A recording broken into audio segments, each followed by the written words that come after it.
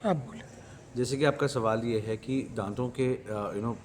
जो पेशेंट्स जिनको कोई मेडिकल कंडीशंस हैं या उसके अलावा भी जिनको जो लोग अनजान हैं अपने मेडिकल कंडीशन के बारे में और 30-40 इयर्स की उम्र के बीच में हैं, अगर वो दांत निकलवाना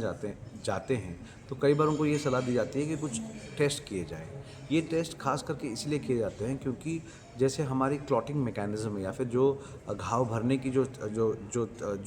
तरीका है दांत निकालने के बाद उसकी जांच होनी ज़रूरी इसलिए है क्योंकि ये जो ब्लड क्लॉट है या फिर जो बनता है वो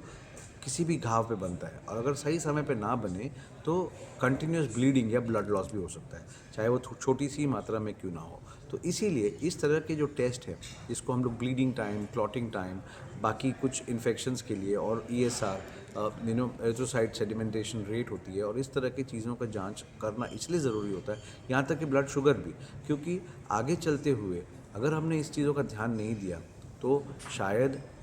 कंटिन्यूस ब्लीडिंग या प्रोलॉन्ग ब्लीडिंग हो सकती है, उसके अलावा घाव भरने में भी देरी हो सकती है और पेशेंट को काफ़ी नुकसान हो सकता है। इसीलिए जहाँ ज़रूरी, जहाँ पर भी एक्सट्रीम मतलब जिसमें डिफ़िकल्ट एक्सट्रैक्शन हो या फिर दांत हड्डी में फंसा हो या फिर बड़ा मुश्किल हो या फिर फ्रैक्चर हो गया हो, इन केसेस में अधिकांश समय पे हम इन टेस्ट के रिकमेंड करते हैं। बट ज़्यादातर ये पेशेंट्स रूटीन टेस्ट हैं, कोई ऐसे अलग कोई टेस्ट नहीं है जिसके बारे में हमेशा कहते हैं। तो ध्यान रखने वाली बात है कि अगर आप 30 to 40 ईयर्स के हैं और उससे कम भी और उससे ज़्यादा भी कभी भी कोई दांत का जैसे